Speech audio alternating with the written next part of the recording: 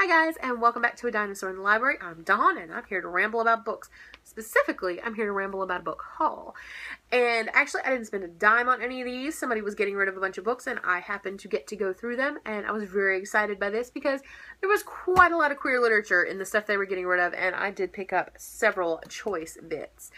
And actually, I want to talk about that before I start the haul. Let me go ahead and do that. So, first off, I want to apologize to this booktuber because I cannot remember the name of the channel. But I will find that video because I know I subscribed as soon as I watch the video. So I'm going to find the video and link it below so that you will get proper credit for this because it was a brilliant, brilliant video.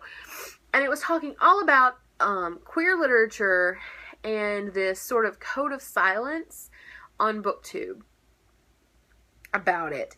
And at first I was like, well, that's weird because, you know, I have seen some books with queer content talked about on Booktube. But then once I listened to the video, it became really clear to me that she was 100% right.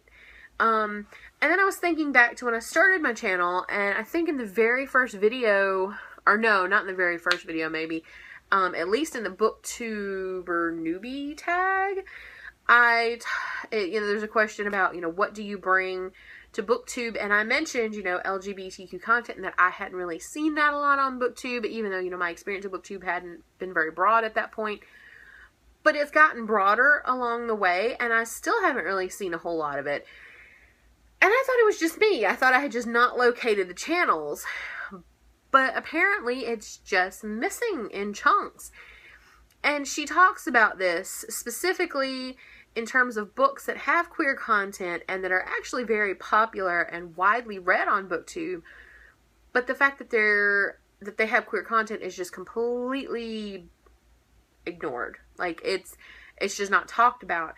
And I don't think she really means that people are maliciously and purposefully suppressing talking about queer content. It's just that they're casually not talking about it. It may just not occur to them to mention it. And she's right in that it's a form of erasure. And, again, I'm going to leave the video below because it's a brilliant video. And a lot of the things I'm saying here, I'm really just repeating her. But I've said these things before about queer literature to other people. And it was amazing to just hear this conversation happening again, even though it's kind of sad that it's been happening again, this conversation. So I think she reads a lot of, I haven't watched a lot of her channel yet. I've only watched a couple of videos, but it appears that she reads a pretty good chunk of young adult literature. And she points out several books that got very popular on the young adult Booktube circles. And, books that people really, really loved and talked about a lot and are constantly hauling and are constantly reading. And I've seen those books too. And I haven't read them, but I've seen them mentioned over and over again. No idea they had queer content. Absolutely none. So I see her point in that, nobody's mentioning it. And again, I really don't think, and I don't think she thinks, that people are actively going, well, I don't want to talk about that. It's just that they don't think it's important, maybe, or they don't think it's significant. But as this booktuber points out, and as is so true, you don't know who's watching your videos. 1 in 10 people is estimated to be some form of queer identified. So if you have 100 viewers, you've got 10 people who are some form of queer. And yes, they may all be like me, and, queer's a $3 bill, and glad to tell you about it.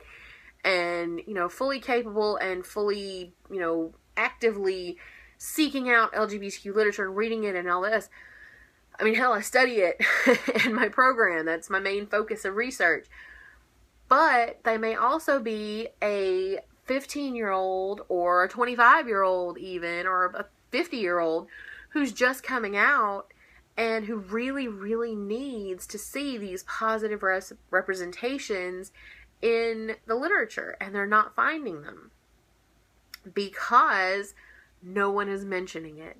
And as this booktuber mentions, and I've mentioned before, books have saved me a million times, and queer literature has saved me a million times, and I can't imagine certain points in my life without having discovered certain things, certain books, certain poets or writers.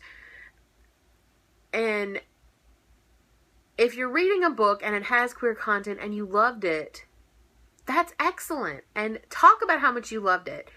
But also mention that it has queer content, because there could be somebody sitting out there who really, really needs that book. You don't know. That could be the book that really gets them through the day for the next couple of weeks. And it's possible to make a gigantic impact on somebody's life that way. But by not mentioning it, by letting it be erased, you're becoming part of the problem. Even if you would never, under any circumstances, try to cause problems or, actively do these things, it eventually snowballs and it makes things difficult. So I join this booktuber whose name I still cannot remember. I think it was Lucy. Please forgive me. I will link your video below. I join her in imploring you that if you read a book with queer content, you don't have to, as she says, put a rainbow flag in the background or, wave a little tiny one or anything while you're talking about the book, but just mention it. If there's a love story that you really enjoyed, as she says, and it's between two queer characters, say it. Say it's a beautiful love story between two queer characters and you really enjoyed it and it was well written. Because there could be somebody sitting there who really needs that and you'll never know. You may never know that they needed that. But by not mentioning it, you're depriving them of that possibility. So just kind of keep that in the back of your head when you're reviewing books and reading books and thinking about them. So, because Booktube, I've noticed, is a really inclusive place, and I know that it's not actively being malicious or bigoted or anything, and I don't want anybody to think that I think that. I just really agree with this booktuber that it needs to be put out there more. And if you're reading a book that's got that in there, just tell us. Just tell your audience, okay? So, a lot of these that I'm going to be hauling do have some form of queer content. I have not read these, but some of them it's obvious, some of them it's not, but I think most of them have queer content, and that goes for the first one. 2 or 3 Things I Know for Sure by Dorothy Allison, who also wrote Bastard Out of Carolina, and that's probably the book that most people know her best for. She's a queer writer, and this is a short memoir about her and her family. And like I say, I've never read it, but I do love her writing, so I'm very excited to get to this one. The second one is another memoir, and this one's a space memoir by Jessie Lee Kercheval. She lived in Florida, near, Cape Canaveral and everything, and I don't know if this has queer content, but I don't know.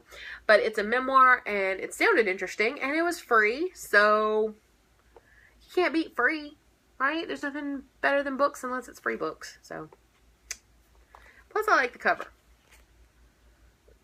I kind of think it's cool. The next one is definitely queer content. The Meaning of Matthew, My Son's Murder in Laramie and a World Transformed by Judy Shepard. If for some reason you don't know, Matthew Shepard was a gay teen who was murdered in the late 90s in Wyoming. And his murder was really part of the catalyst for hate crimes laws. Jim Bird, I think his name was Jim, but his last name was Bird, was also a catalyst for those kind of hate crime laws. And this is by his mother, and I've never actually read this, and I've been meaning to read it for a number of years. So when I saw it in the books that I was digging through, I couldn't pass it up. The next one is My Diva, 65 Gay Men on the Women Who Inspire Them, edited by Michael Montlack. And I don't think I'd heard of this one before. It's a signed copy, so which is kind of cool. I do love signed copies. Okay, I see how it's set up. I don't really know anything about it other than just what the title tells me, but I thought it sounded kind of interesting. So, and again, I liked the cover as well. The next one I got, because I need it for research, I actually used this as a reference in a paper I wrote at the beginning of this summer. It's Gay New York, Gender, Urban Culture, and the Making of the Gay Male World, 1890 to 1940 by George Chauncey. And this is a nonfiction book, mainly about gay culture in New York, gay male culture in New York in those years, and how it came about and how it built up and influenced current gay culture. The next book is Shorn Toys to Men by Dennis Milam Bensi. I have absolutely no idea about this book at all. I didn't even read the back very carefully. It just looked interesting. It's a memoir, and I really like memoirs and autobiographies, so. And the next one is another nonfiction book. In fact, most of this haul is nonfiction, but this one's For the Love of Cities, The Love Affair Between People and Their Places, written by Peter Kageyama. And as I've said previously, the beginning of this summer, I took a class called Gender in the City about gendered, how public spaces are gendered and things like this. And it really was a really interesting class. And it just got me fascinated with the topic. So, yet another book, I saw it and said, I gotta have this. The next book is Color and Natural History of the Palette by Victoria Finley. And I have never heard of this one, but it's apparently just a nonfiction book about colors. And I absolutely adore microhistories. And I'm eventually just going to do a whole video of microhistories because I love them. Love them, love them, love them. And the weirder the topic, the better, honestly. So this one, of course, was right up my alley. And the last three are fiction. I think. No, wait, this one is not. This one is nonfiction. The Great Psychedelic Armadillo Picnic, A Walk in Austin by Kinky Friedman. The title alone is what drew me to this, and it's got an armadillo on it. And much the same as my Hedgehog Butt book, which is Dear Committee Members. It sounded interesting after I picked it up, but it has an armadillo on it. It sounded cool. Whether or not it is, I don't know, but it's a short book, so even if it's not that great, I won't have spent too much time, and it was free, so. The next book is The Lost Art of Keeping Secrets, a novel by Eva Rice. Yet another one of those books I know nothing about, but the cover caught my interest, and apparently was a finalist for the British Book Award for Best Read of the Year, and I'm always trying to expand my reading. Most of the writers I have read previously have been American, so I try to read British and, any kind of international authors I can find when I'm able, and so this meets all those criteria. I've just never heard anything about it, so if you know anything about it, let me know. And the very last book I have heard of before. It's The Revenge of the Radioactive Lady by Elizabeth Stuckey French, who, as far as I know, still teaches at Florida State in the creative writing. And she's written a number of books. I've read another book of hers. I think it was short stories, and I cannot remember the name of it, but it's got something about a paper girl in it, I think. And I really enjoyed that. So this one is a novel. And actually, it talks about Tallahassee, which is where I live. So, sounds kind of cool. And I really like the cover here, too. She's got the knife behind her back. And I like radioactivity, even if not in my women. So, yeah. But those are all the books I got for free in this fabulous haul. And I hope you guys enjoyed watching. And I really hope that you'll take what I said at the beginning to heart and not take it as an indictment of bigotry or anything like that, just as a plea from someone who knows what literature can do in a young queer person's life. And I just really hope that some of you who already read these books will start mentioning it. And if you don't read books with queer content, I would suggest starting, because most people will openly say, oh, I need to increase, my multicultural reading. And by that, they usually mean racial and ethnic diversity. And they'll pick up, African-American authors, or Latina or Latino, or African authors, or Asian authors. But they won't necessarily pick up books by people, queer people, or books by people with disabilities or something like that. Not that they're actively avoiding them, they just don't think about it. So if you don't read those sorts of books, I would implore you to add them to your collection and to your TBR, because there are some wonderful ones out there. And I think everybody needs to be exposed to that, just so you can understand your fellow humans a little better. And here I go, preaching again, and I'm sorry, my flock. I shall stop here and go to bed before I start rambling some more. But I shall be back soon with another video, and I hope you're all having a wonderful week, and I'll see you in the next one. Bye.